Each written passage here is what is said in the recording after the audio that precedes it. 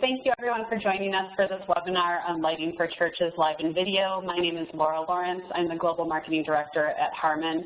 A few things before we get started. Everyone on the call is muted to keep the noise levels down. However, there is a chat function where you can submit your questions to the presenters and they'll try to answer as many questions as possible. This webinar is also being recorded and the link will be available later this week. We do have a number of other webinars taking place over the next few months for audio, lighting, video, and control. And we'd like to encourage everyone to take a look at the different webinars in our Learning Sessions workshop series that can be found on pro.harman.com, as well as visiting HARMAN Professional University to see our many on-demand and certification courses that are available to you for free. And now I would like to introduce you to my colleagues, Lucas Jameson and Chris Pyron. They're the presenters for today's webinar. Lucas and Chris are both business managers here at HARMAN and both have a lengthy background in the house of worship industries. They work with clients to design systems that creatively meet all their needs in audio, lighting, media, training, and budget. And now I'll pass the mic over to you, Lucas. Hey, well, welcome everyone. We're excited that you guys have decided to join on. We hope this time is very beneficial for you guys in light of what's going on. You know, a lot of people are taking advantage of these training courses. I think it's great that we stay active and keep trying to improve our skills in what we're doing and keep trying to learn new things, you know, nuggets, tidbits here and there, you know, just so that, you know, when we get back to it, we can come back in with new fire and approach lighting in a new way and hopefully be better for it. So, you know, we're going to get started here. You know, a little bit about me. I've grown up in the church world my whole life, and you know, I'm a pastor's kid, born and raised in a small church, about 200 attendees or so, and that's where I kind of got my start, my grasp on lighting. Like a lot of people, it's a very common story, at least getting started in church. And you know, from there, I was able to start my own lighting company, buy my own lighting fixtures and things like that. I mean, a small company, but humble beginnings for sure. And you know, ended up, you know, becoming a lighting designer, you know, self-proclaimed, but started, you know, making it a business and making it a career and doing church camps and things like that. And that got me noticed and, you know, ended up getting picked up by a Christian artist named Phil Wickham and got to be his lighting designer on the tour for a while and some other shows. And then I ended up working for a production company shortly thereafter that as in the house of worship called TPS. And there I started working with, you know, acts like Hillsong and Bethel and Jesus Culture and all these great acts. And I was their sales representative in the house of worship division of that company. And that kind of just got me, you know, all inundated with the house of worship production community as a whole. Shortly thereafter that, I ended up taking a position at a church in Southern California. For those of you that are tuning in from other countries, it's in the United States. And most people know California, but that's, you know, I was there for about 3.5 years as a production manager and lighting designer. It was a pretty large church, one of the largest churches in Southern California. And, you know, that's where I've learned a lot of what we're going to share today, a lot of mistakes that I've made. Even from, you know, when I grew up in my dad's church as a kid. And we'll share some of those tidbits. I got some examples to show you guys. But being in that environment, being in church and being in a broadcast environment as well, you know, we were on TV, they still are on TV and things like that. And so some things we'll show you are some examples of, you know, how to accomplish lighting in a live environment as well as a video environment. And the video environment can be for, you know, large applications like that, or even a smaller, you know, studio application. The principles apply across the board. And so we'll get started here. And first, before we get into that, just kind of wanted to give you guys a little bit of a fixture breakdown. You know, at Martin, we have a lot of tools that we have manufactured and created. So one of the first ones that we're going to talk about, and it's a primary fixture because it's one of the most iconic fixtures in the lighting world, ellipsoidal fixtures. Literally a go-to for everything, widely used across theaters, and it's just such a versatile fixture and that's why it has stuck around, and there's been very many iterations of it, and people have their own take on it. Now they have, we've got LED engines in them and full color mixing, so the days of gelling them, and we'll talk about gel just a little bit, color correcting them, some of those days are over when you start using some of these fixtures that have full color mixing in it. Martin, we've got the ELP warm white edition, which is like your standard 3200 Kelvin temperature. And then we have our color edition. They both come in black bodies and white bodies. So, we have those options available, and we'll talk a little bit about those. And then we've got our wash fixtures, the Aura XB and original Aura, very commonly known fixtures around the world, great wash fixture. Quantum wash is kind of the bigger brother to that, big punchy wash light, and we'll talk about how these are used a little bit in some of the photos that we get to. And then we have some of our smaller fixtures, Rush Par, MH6, basically the same fixture, just one's a moving head and one's a par fixture, and we got those in variable white and RGBW.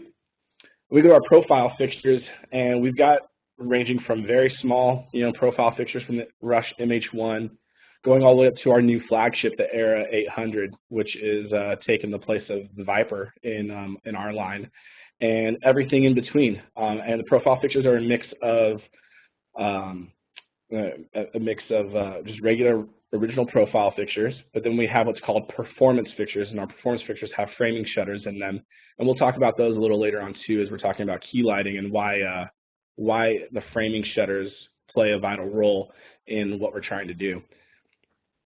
And then we have hybrid fixtures as well. Hybrids are, they're your spot and your wash combined, as well as a beam fixture. They're kind of a jack of all trades, master of none, so to speak. Some are better than others in the world. There's a lot of different options across the lighting community for hybrid fixtures, but we just have a few here to show you: MH7, the Axiom, and then our new Era 500 IP, big boy for outdoors. And then we have miscellaneous fixtures, is what I titled it. And those are just things like, the Atomic 3000, very common strobe light. It's been used for well over a decade. I mean, before I came up in the lighting industry, that's always been the staple. And then we came out with a new iteration of that a few years back, called the Atomic 3000 LED, which has an aura effect behind it, RGB aura effect, so you can change the color of the face while still having that real bright, punchy white strobe. We have a rush blinder, typical take on the Molfe, just in an LED format. And then we have Septron. LED video strips are so popular today in what we're doing in lighting design. And there's a lot of different options out there. Some people are using LED tape. Septron is just a very rigid way, tour-ready way to do this without it being disposable, so to speak. And so a lot of stages are using that. And then I think that's it. So we'll get started here. And I got Chris Pyron on with me. Our Instagram handles are down there, so you guys can feel free to follow us on Instagram. Again, I know Laura already mentioned it before we started, but if you guys have any questions throughout this talk, please type them in and send in your questions. We're going to do a Q&A at the end. Whatever comes to mind as we're talking, and we'll filter through those and try to address as many of those questions as possible. But we want to make sure that what we're doing today is going to give you guys tools for what you guys are doing. And so we'll get into it. And Chris, are you there?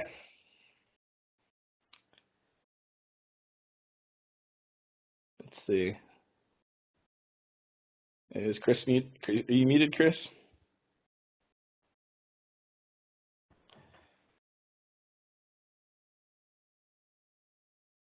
Hold on one second, guys. I think we're having a technical difficulty.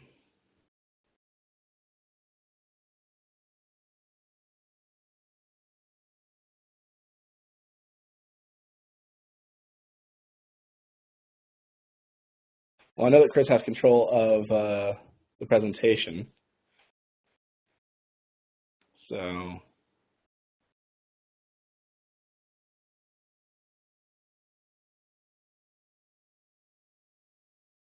hang on just for a second. It wouldn't be a teleconference without one technical difficulty. That's right. Thanks for being patient, everyone.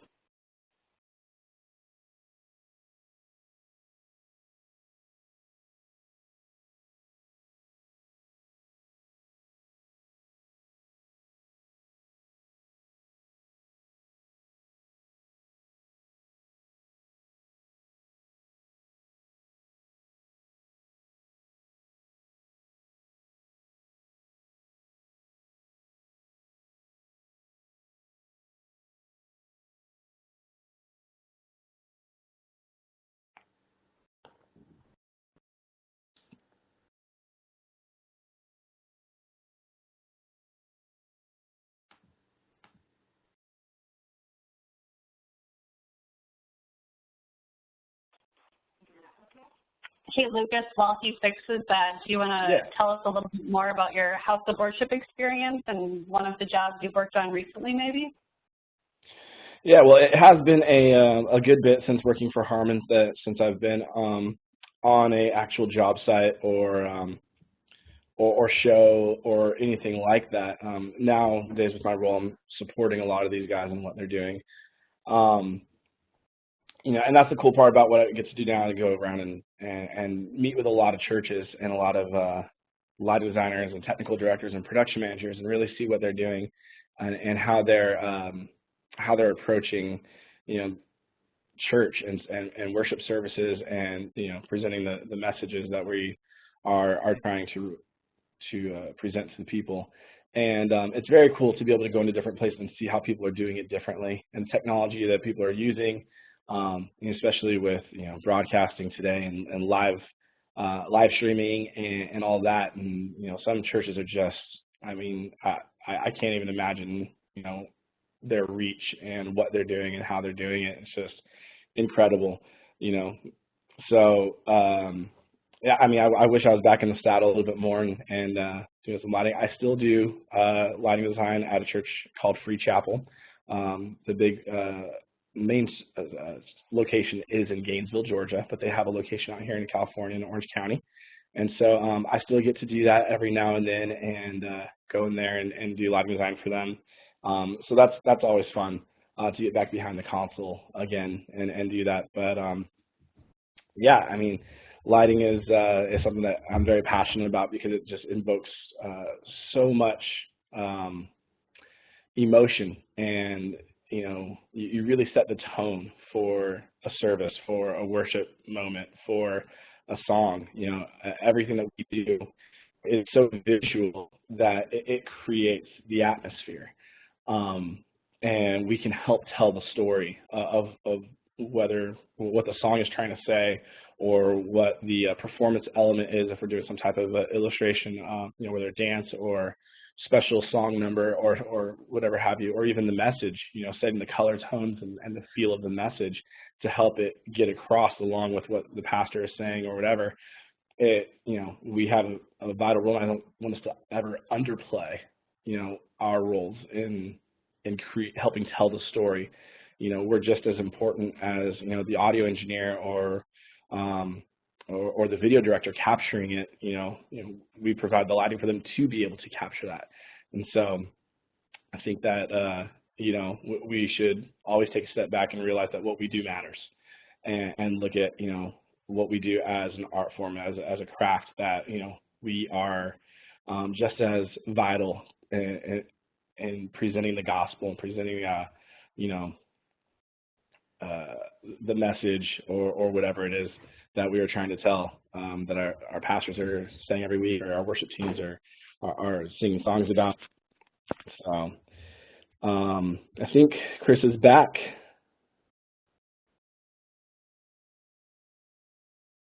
Yeah, let me get one audio system undone here, and we'll redo the other one. Can you hear me now? Yes, we can. Welcome, Chris Pyron, to the conversation. I'm so incredibly sorry for that. It worked flawlessly. We were testing it earlier, didn't it? It sure did. All right.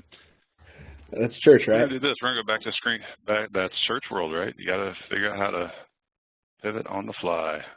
Always have a backup plan in place. So now that everybody can hear me, let's get back into this, guys. So Lucas, you know me. I'm kind of an audio guy. For those of you who may or may not have joined me last week, and we did the miking techniques class here online. And being an audio guy by trade, you know, obviously I feel like I've got that nailed. I spent 10 years as a tech director for a church in Tulsa, Oklahoma, and I kind of had to start getting into video and lighting and some of these other disciplines as well. Lucas, I want to kind of revisit some of that and revisit lighting at my church. So, like, where do we even begin? Where do we start? Do I look to a console first? Do I look at, hey, I need to buy the MA whatever that everybody else has? Do I look for those cool beamy light effects things like we're looking at in this picture here, or do I need an LED wall? Where do I need to begin with all of this?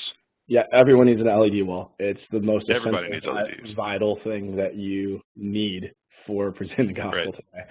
No, the first thing that I do when I go into any scenario, whether I'm talking to small churches, large churches, performance spaces, it doesn't matter. The most important thing is, how am I lighting the talent on stage?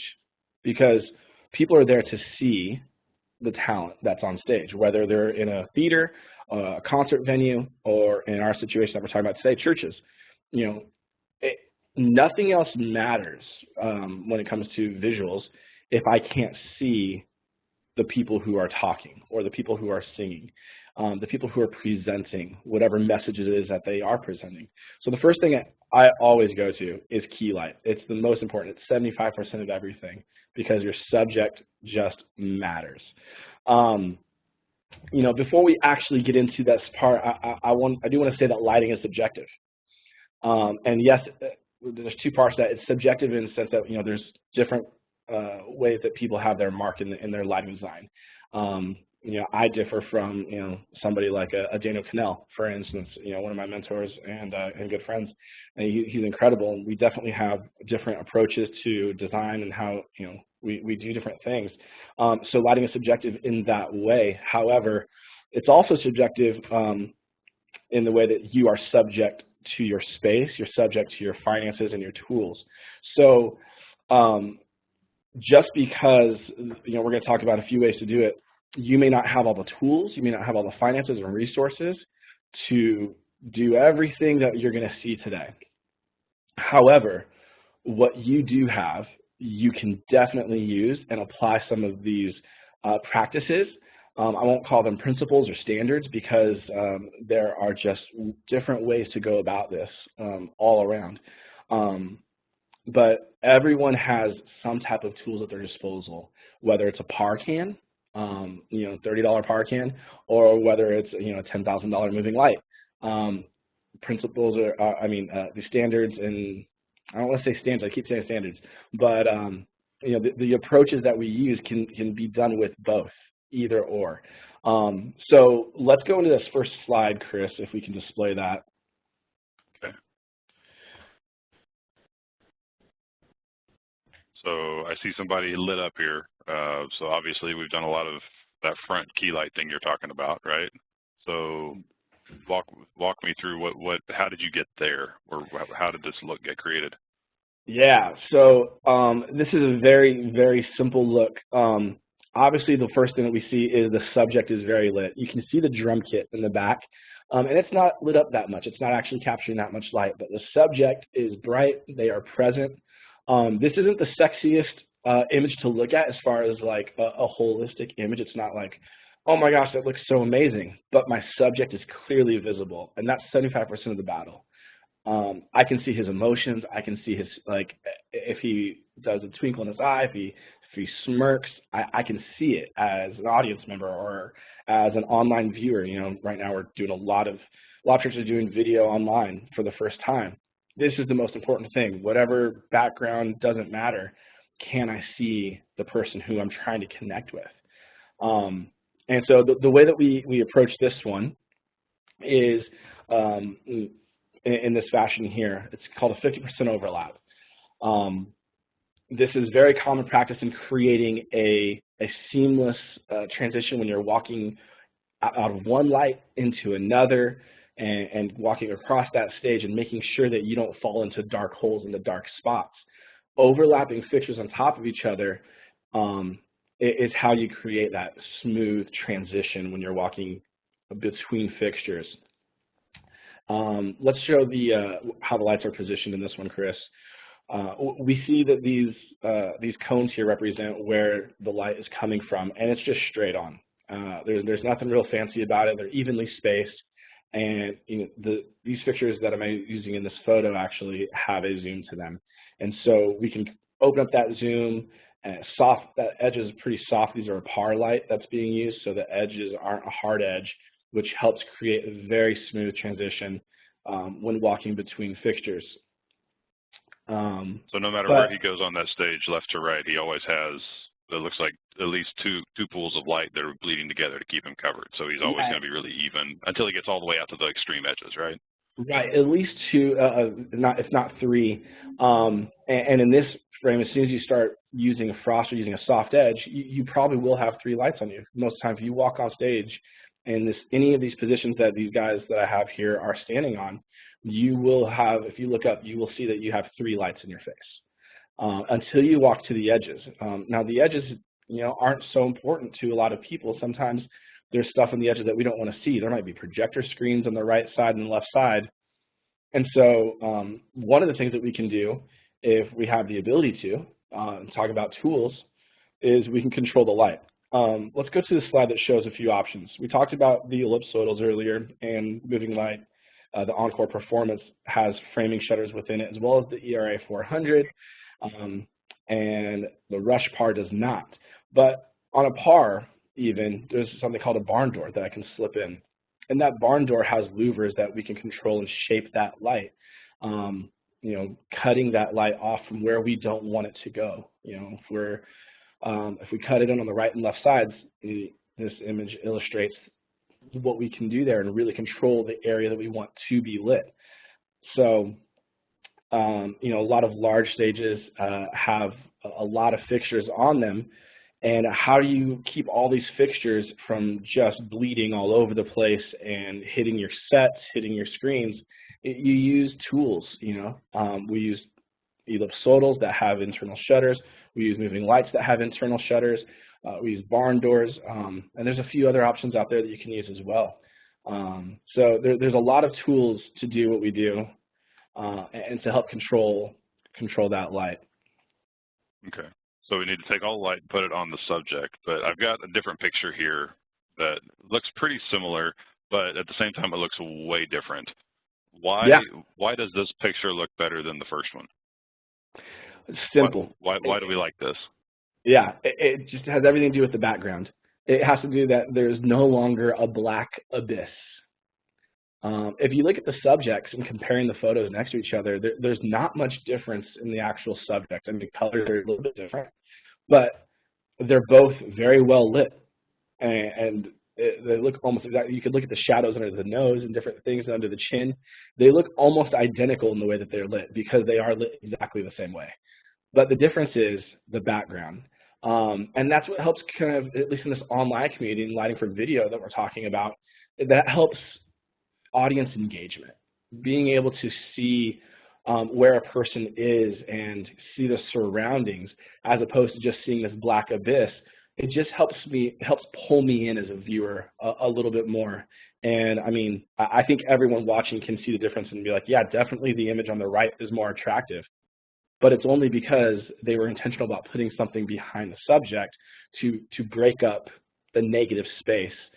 There's still a lot of negative space there. Like, there's not a lot actually going on. It's 4 lines of LED video strips, very commonly used today, like we talked about earlier. There's 2 fixtures that I can see in this photo, but it's so much more attractive just because they were intentional about making sure that, there's no haze. There might be a little bit of haze left over from the worship you can see in the top right corner, but that's it. It's just having something behind your subject to let people know where they are, or at least feel where they are. Okay. So, because like if I was in the room, obviously I could look on stage and tell that, oh yeah, he's standing way in front of whatever the drums or whatever are up there behind him in the black.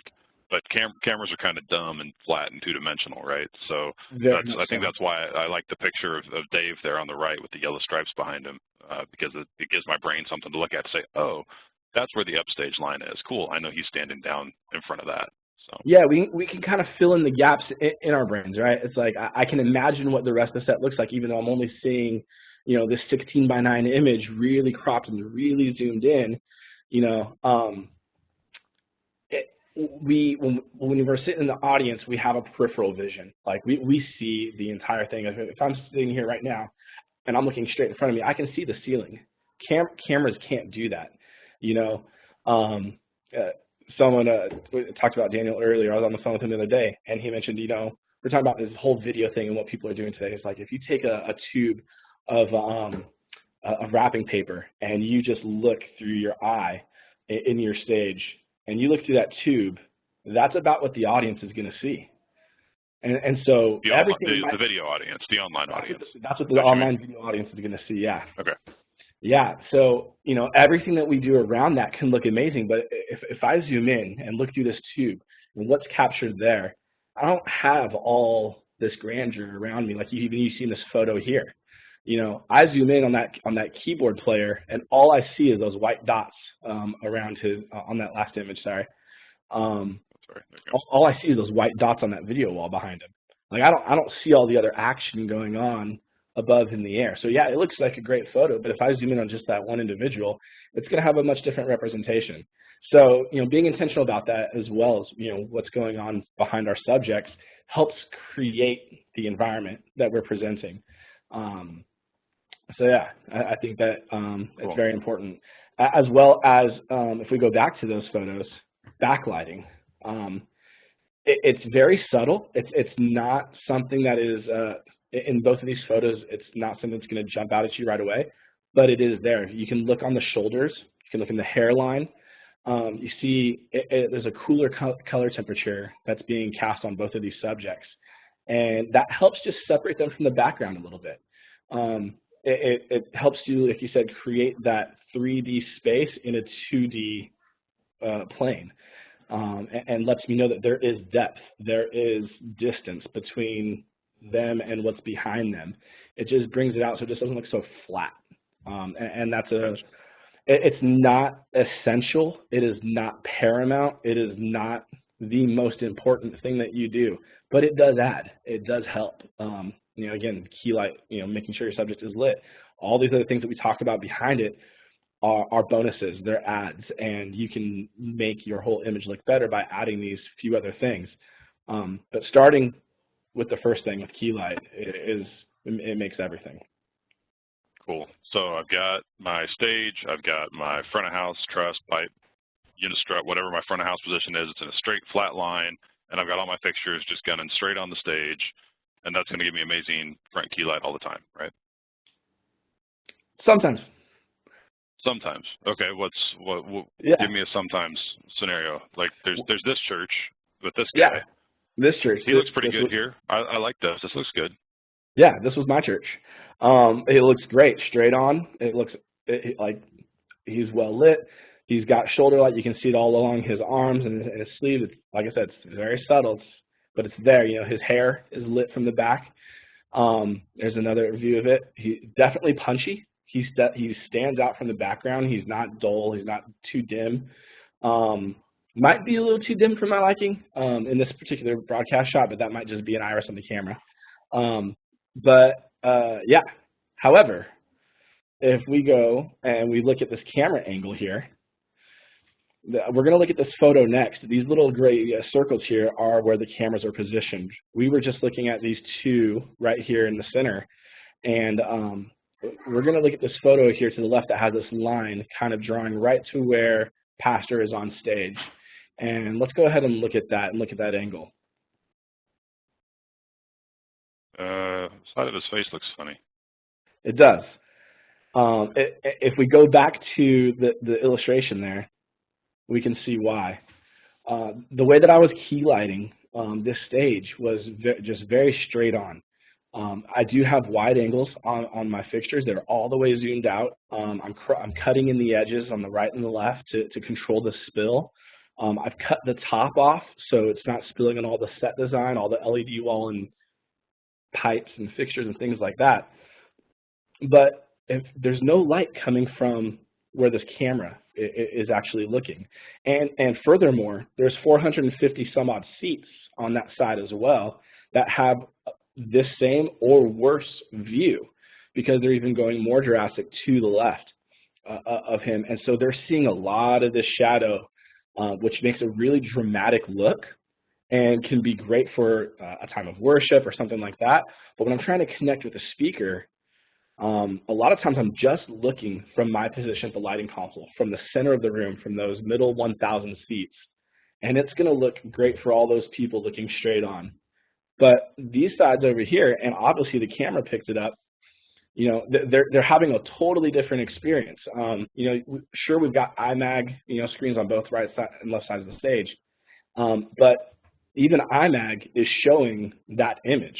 And so it just makes it a little hard to see all the detail in someone's face and their emotion and what they're trying to express, because I'm not filling in those shadows.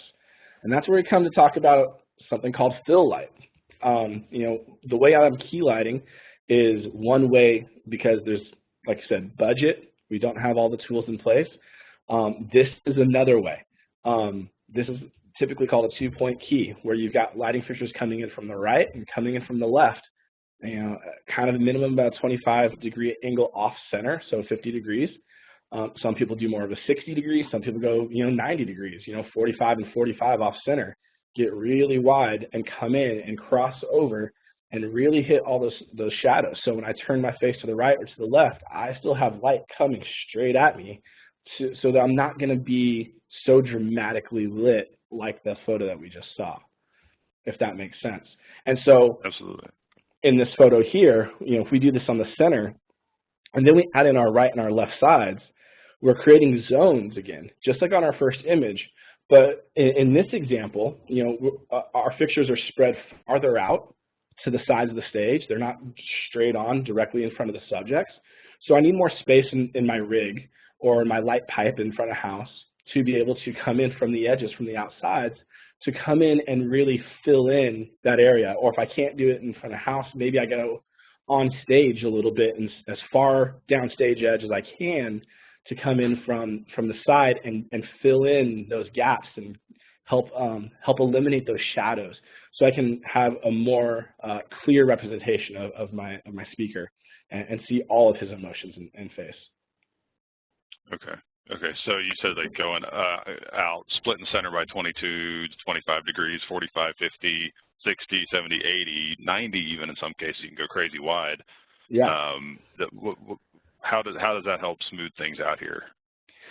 Well, if we look at this photo, this is definitely lit the way that we just showed in the diagram. 2-point key coming in, and I think there's like 16 fixtures actually in the audience, and they're all doing this X pattern, so to speak, across the stage, creating this very smooth area of light.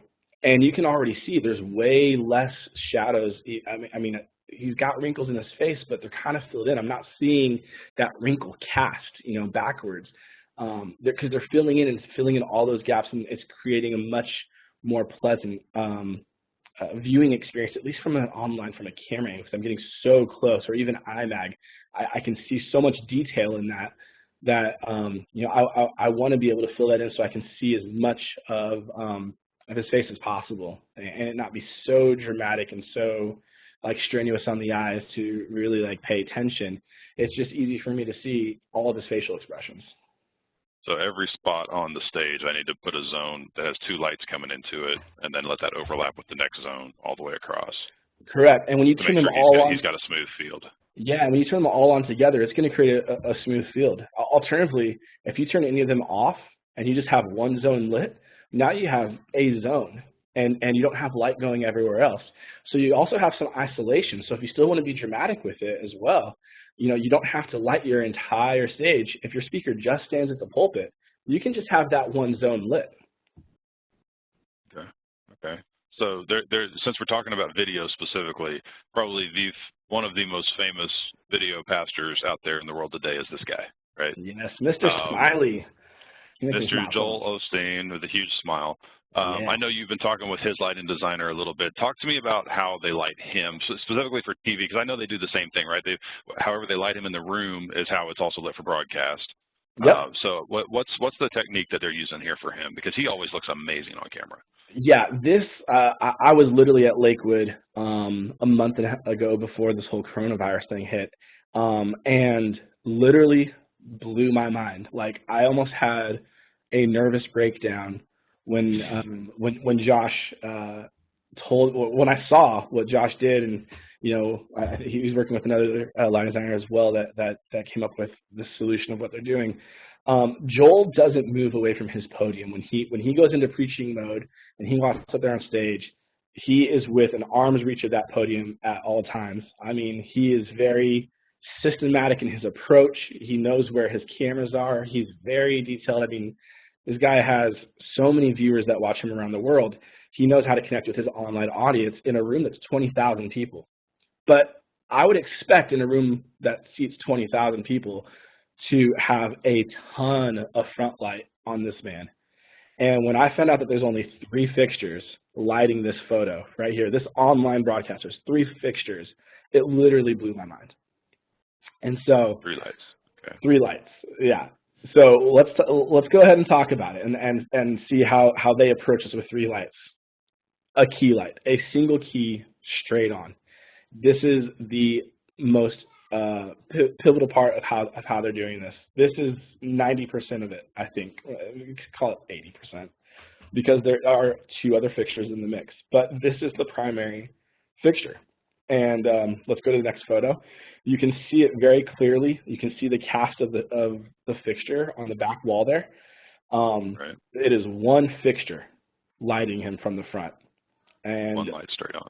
Okay. Yeah, and it blew my mind because how do you do that without getting so many shadows and seeing, you know, when he turns his face right to left, you know, you don't see the bridge of his nose casting shadows on his cheeks or his eye, anything like that. Well, here comes the other 2 fixtures that we talked about, these 3 fixtures. They're coming in from far right and left. I think Josh told me it's about 45 degrees off center. So we're talking about 90 degrees. Oh. I mean, it's really wide. And the best part is they're par cans. I asked him if I could share that, and he said I could. He's got a Viper, a Martin Viper from front light, and he's got 2 par cans coming in from the side. Again, you know, this is a way to do it, and people that know what they're doing can use tools like par cans to be very, very useful and impactful. And you would never know. You would think that this television broadcast, that there's a $50,000 worth of light on Joel right now just for his front light. Yeah. And yeah. there's not, I would have thought the same thing because that venue's huge. You know? Oh, it's massive. So. It's really crazy, and they're not even at full. These side fill lights, they're about 50%. So he's literally using them just to fill in the shadows on the side of his face, and it kind of broke me. I mean, because yeah, I've used these disciplines in different lighting designs and different churches and things like that. But when you're talking that just a simple thing of just casting in a par can, getting, you know, and a lot of par cans, people don't know, it's a parabolic reflector, and the way you can turn the parabolic lens reflector in the back of the can changes the cone shape of the light. Just by doing that and getting the light just right, you're able to create one of the most beautiful broadcast lighting that you see on TV. I mean, it's almost flawless. It's insane. That's great. So there's been a bunch of different approaches that you've talked about, right? There's the straight-on key. There's the just even wash. There's the 2-point key in zones. There's this thing that the guys at Lakewood are doing with 1 Viper out front and a couple of fill lights coming in really wide. So kind of what I'm seeing here is there's really not a right or a wrong way to do lighting, but there's definitely like good results, better results, and then great results, right? There's definitely different ways to skin the same cat, I guess. So yeah, there definitely are, and you know, all these approaches we looked at. We've looked at moving light fixtures that have framing shutters in them. We looked at par fixtures or wash fixtures that just have a zoom on them, and we looked at a combination thereof for Joel. I mean, it's the tools that you have, you can use. What you have in your closet, you know, in your church, in the back corner that, you know, it's got dust on it, and you think, I'm never going to use that, you know, 10-year-old or fixture, whatever it is, you might want to. And you would be surprised just by trying a few things. I mean, trial and error. You know, the cool thing about church, I've always told people, is church is the best place to learn anything ever, because every week you get to try it again. Every single week. You get to hit the reset button. That's right. Yeah, that's I mean, you can't do that on a tour, or you can't do that in a theater for a show or for a play. I mean, we get the opportunity to really look at what we're doing, evaluate what we're doing, and see if I do X, Y, and Z, what will happen. You know, because a lot of us don't have Vectorworks or things like that we can put all of our fixtures into and look at angles and look at mathematics and really see how this show is going to look or how this lighting design is going to look. Sometimes it's just like, man, it's just trial and error. I got to get a ladder out, I got to climb up, I got to put a pipe up, I got to do whatever to hang a fixture, and see if this is going to work. And so play around with it, see if you get a cool result out of it. Absolutely, absolutely. Even with your video, I mean, when you're talking about creating an environment for video, you know, again, the background, it doesn't have to be symmetrical. You're talking about a square this big out of the whole thing. I mean, your light just needs to, or your light or your elements there just need to look interesting. It doesn't have to be perfect. I mean, if you're filming your pastor and you're trying to find a space that's more interesting than just on your stage, because we're going to online and not everyone's just to fake it, like pastors on stage preaching to an audience of 0 people.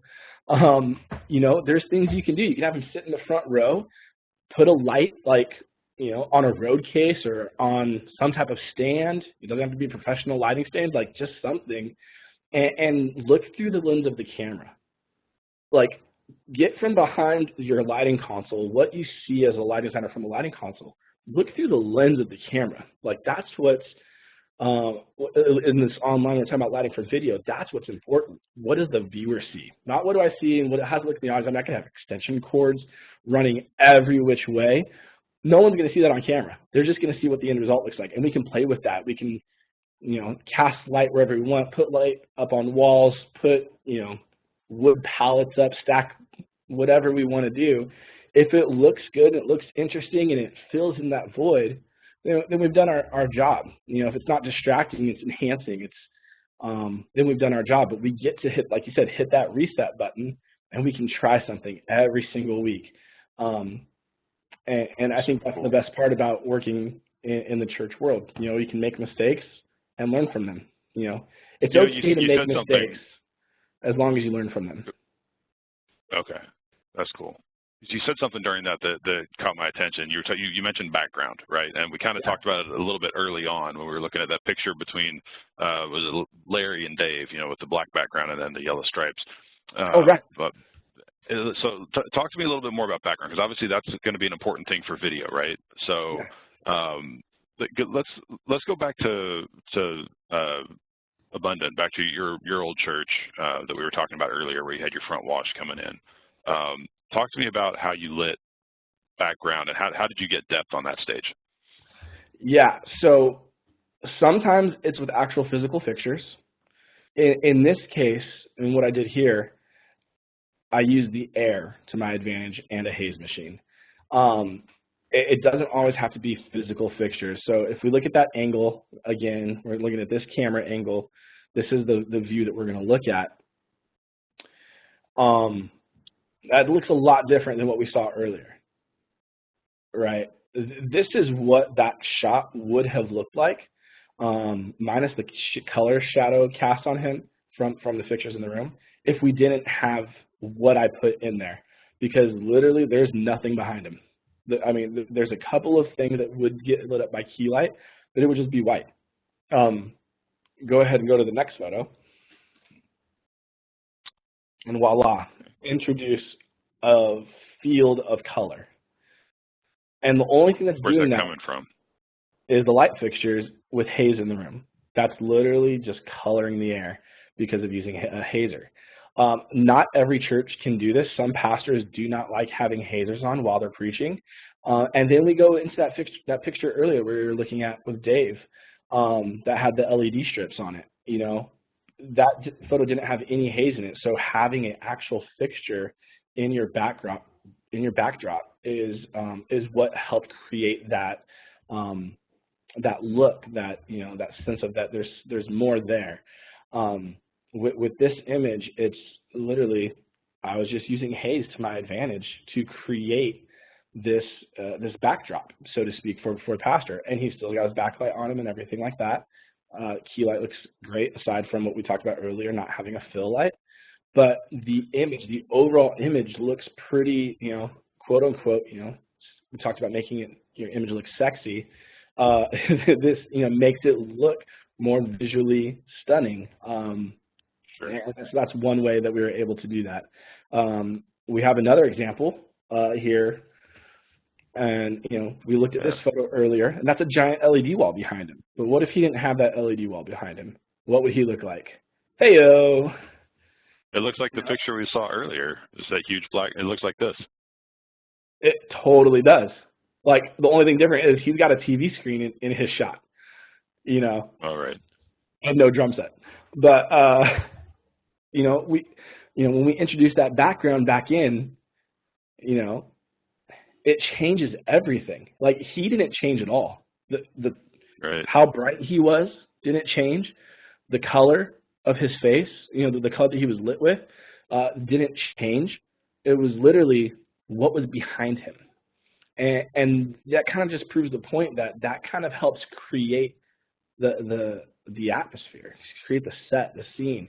Makes my eyes not so just fixated and focused on him. It becomes a little bit more of a peripheral viewing at that point than just me being stuck to his head as his head floats across this black abyss, you know, so to speak. Or it's not the only thing for you to be looking at there. So it definitely sounds like there's like this layered approach. We have to start with the killer key light. Let's make sure they're lit properly from the front. Let's hit them with a little bit of backlight, you know, to kind of get that halo effect, stand off the backdrop a little bit. And then your scenic elements, whether it is a video wall, palettes, truss, LED strips, you know, whatever. Yeah, festoons or lighting strings. So sort of a tiered approach, right? Okay. So can we pop through some pictures and talk about some designs that I've got here, and let's talk through some of these. Like this one, I know you're really familiar with this design because this was one of yours. I am. But I see a lot going on here, right? There's key light because I can see the individuals. I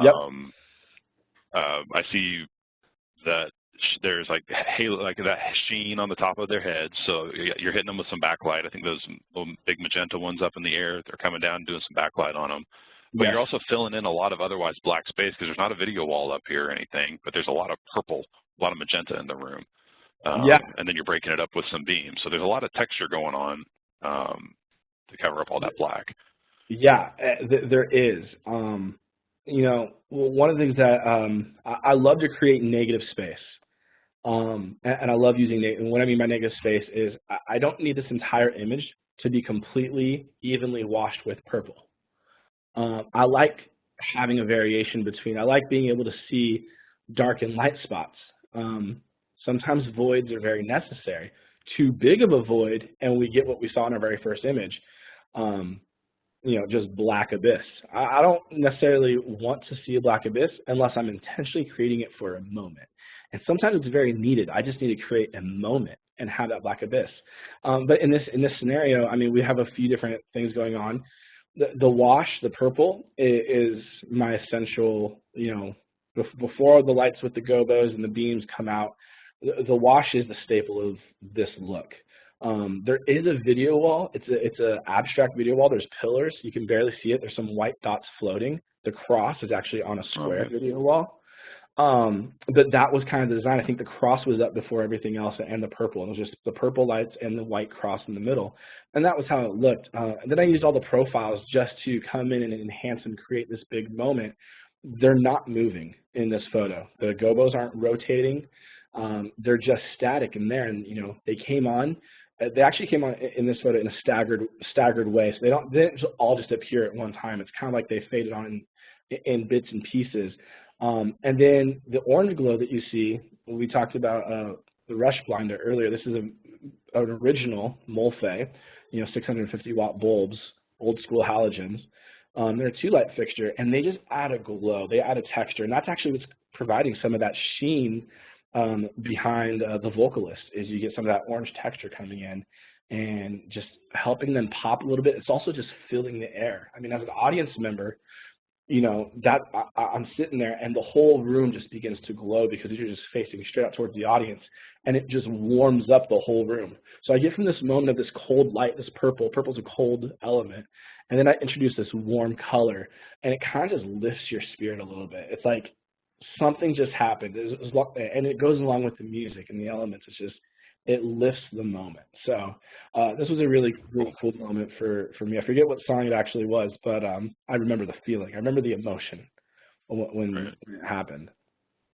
That's super cool. I'm gonna jump up to another one. You talked about warm and cold colors. Let's talk about this one. Here's a great example of warm and cold. This is a really cool look. Really simple though when you start breaking down the individual elements that are being used here. Yeah, Rudy. What's going on here? Rudy has a definite. Rudy loves saturation and contrast, and he's really good at it. Rudy's one of my best friends, and this is his church at Father's House in Vacaville. When we talked about Dave earlier, that was his pastor with the yellow strips. Clearly, those strips aren't on in this photo. He's just using lighting fixtures. He's got profiles, and he's got top wash coming down.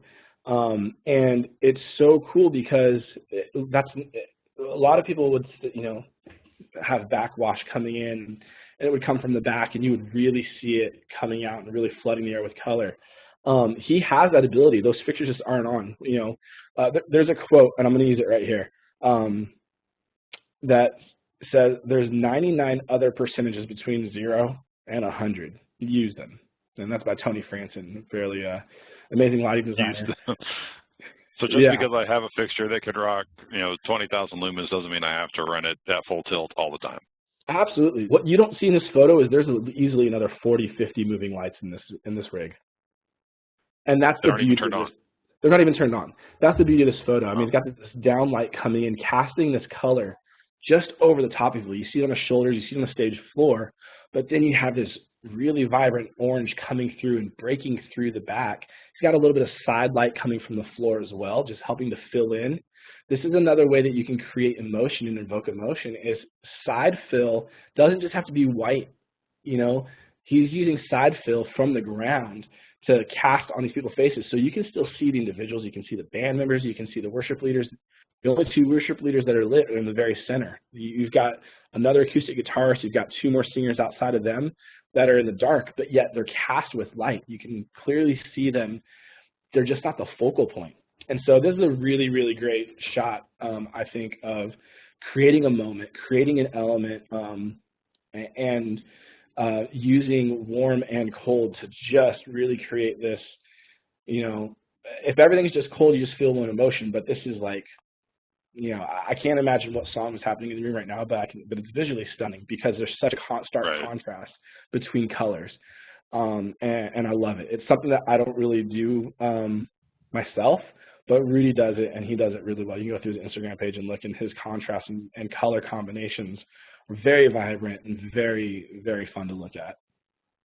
Okay, so let's flip. I'm gonna skip ahead a little bit, and we're gonna go to a total polar opposite of somebody who uses a lot of shades of white. Yeah. This is a really cool look here. I only count a dozen fixtures or so. That's it. Yeah. But there's LED walls in here too, obviously being used as scenic elements. So talk through this a little bit. Yeah. Daniel is, in my opinion, one of the best lighting designers in the church world. I mean, he's a good friend of both of ours, but he's just killer. The way that the video wall, I wish I was there in person for this. This was a Seeds conference, I believe, 2017. And the way that the video wall is being used in this specific look is the video wall is actually the backlighting. Like I don't see a single wash fixture on. I see all of the cast of purple and blue and these cyans, magentas being lit on the band. That was the lighting element. He used the video wall to be a lighting element. It was also an image. There was something going on with it, but it was creating the light that was lighting the stage from the back. And then when you go into this big moment, and you've got these beautiful stark white lights coming through, and it looks incredible. Like, it's so visually stunning. It just draws you, and it just feels so uplifting. And as I dissect this, as I'm looking down, like I can see faces though, so obviously the key light's rocking and right where it's supposed to be as well. For all that white light that's coming off the back of the stage, we're still seeing faces. And absolutely. We're not losing that connection with the worship leaders and the team there. So. Not at all. Not at all. Yeah, you're still very much engaged with everyone on the stage. That's super cool. That's super cool. Awesome. Awesome. Well, I know I've learned something.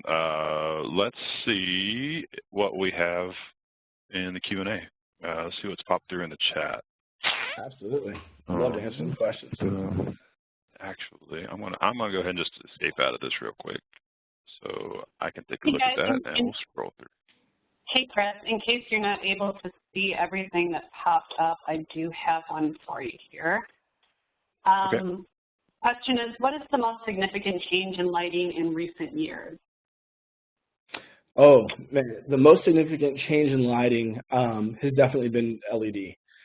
Getting away from incandescent as the main source for our fixtures, incandescent and other types of bulbs, lamps, bulbs as well. Lamp-based fixtures are becoming a thing of the past, and even recently, even with Martin, we just released a whole new line of profile fixtures, big profile fixtures with a lot of output that are all LED. Before that, Viper was our flagship, and it was a 1,000-watt, lamp-based fixture. Now, when it was 26,000 lumens, when the lamp was fresh and everything was optimized, and now our brightest fixture is 34,000 lumens, and it's all LED driven. LED has become so efficient. We're able to put so many more fixtures into a rig, and especially in places and churches that have limited power. LED is so beneficial because I can put a lot more LED fixtures in a space than I can lamp-based fixtures. That was a great question. Perfect. I have a few more if you guys are open to it. Yeah. How do you start a lighting design from scratch? Well, first and foremost, key light. I think we kind of hammered that one home. Key light is essential. Second is, for me, and this isn't rule of thumb, but for me, I want to make sure I have a good backwash. Before I can even get, moving, profiles with gobos and creating these cool beams coming through the air, I want to make sure that my band is backlit. I want to see whether it's color or white. It helps just pop them out from the stage. We talked about that in the video.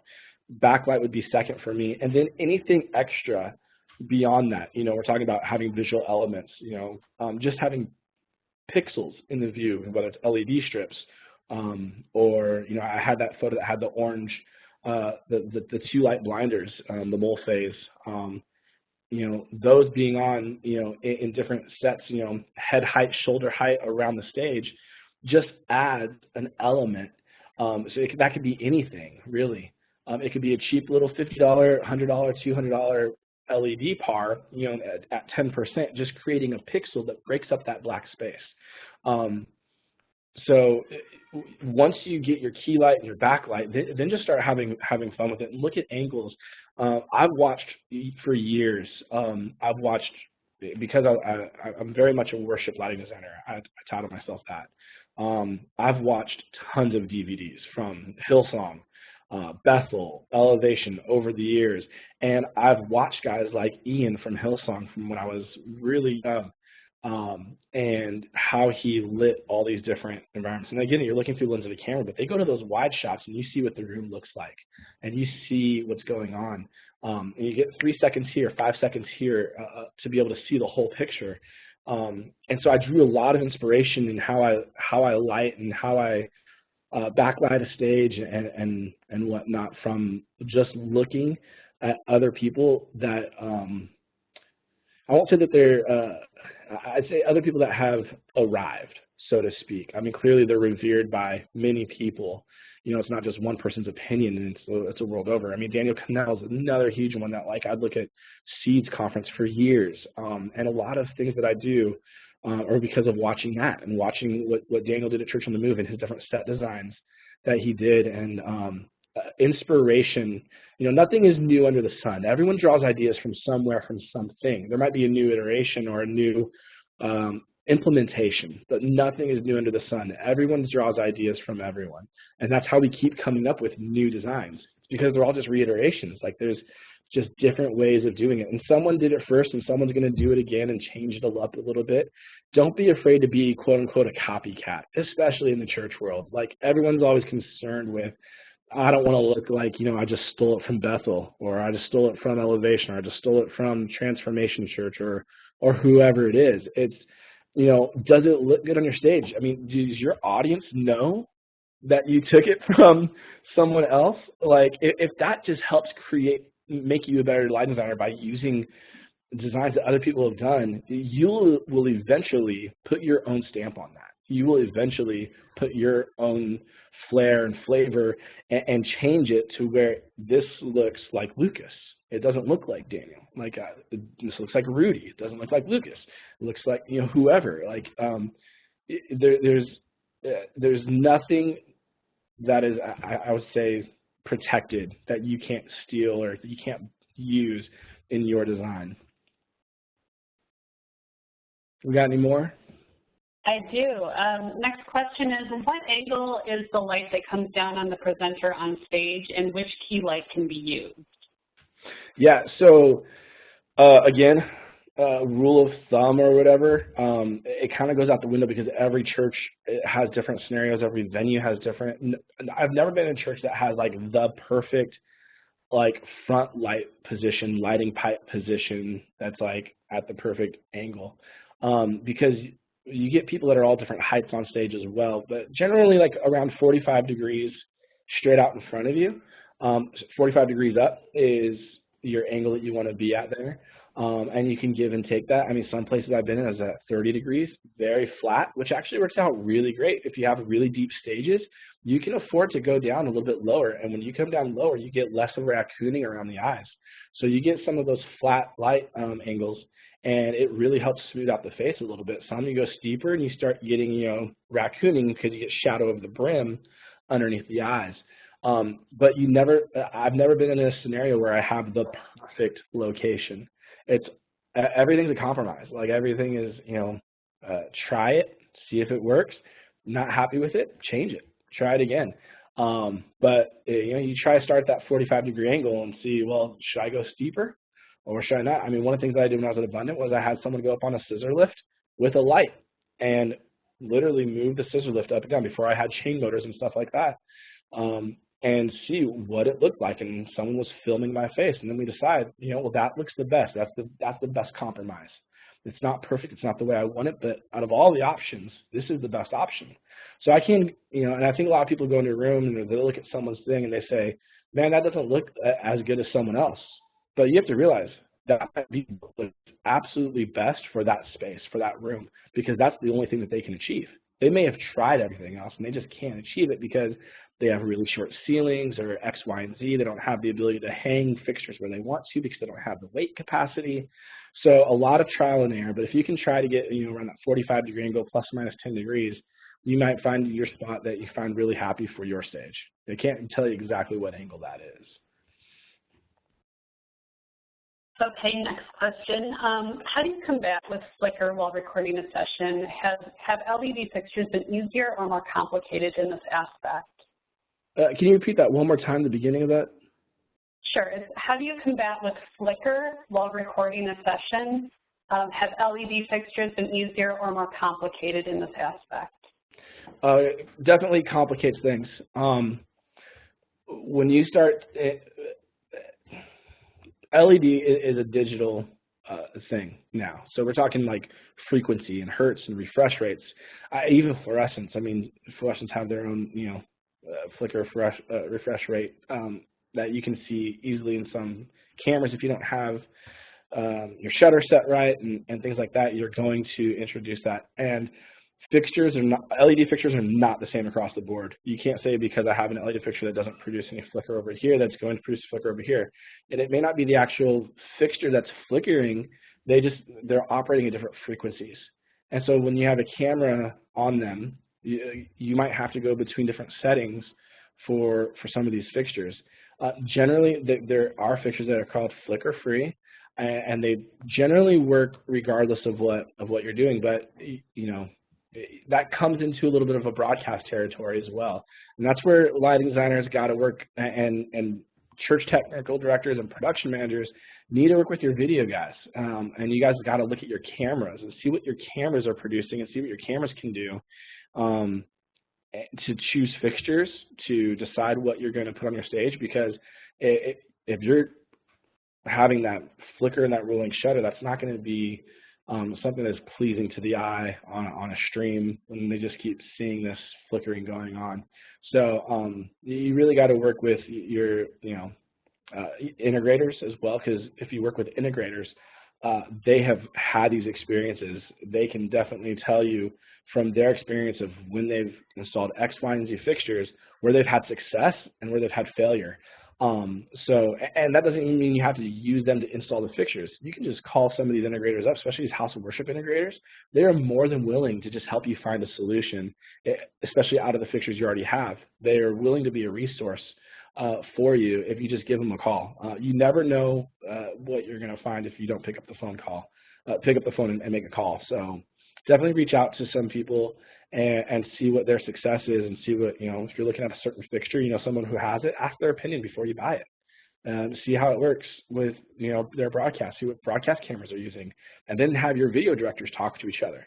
We're a worship community. Let's be a community and talk to each other and figure out, successes and failures so that we can help each other move forward. Okay, we have a question here from a lighting designer who wants to know how to make their designs look more professional to help better market themselves. Ooh.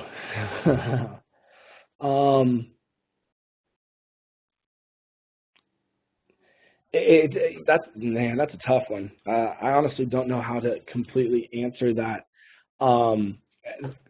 If I look at myself, there's some things that I've done that I've looked at and I've said, that I really wasn't happy with that, or that didn't look that great, or that effect that I was running looked pretty cheesy. I think everyone has a growing pains, in becoming professionals or masters of their crafts. At any rate, I mean, what makes a high school baseball player look like a professional baseball player compared to a pro? Years of practice, years of training. I think you just need to get behind the console, and like I said, you need to examine other designers and look at what other people are doing. Watch videos, watch execution, watch how people are making their transitions. Are your lights just going black and then going to something else, or do you have a staggered phasing that's making it look more interesting? Going black between every song is definitely not the solution. That's kind of boring. Having smooth transitions where, if it becomes expected at that point, you don't ever want to just have everything be expected.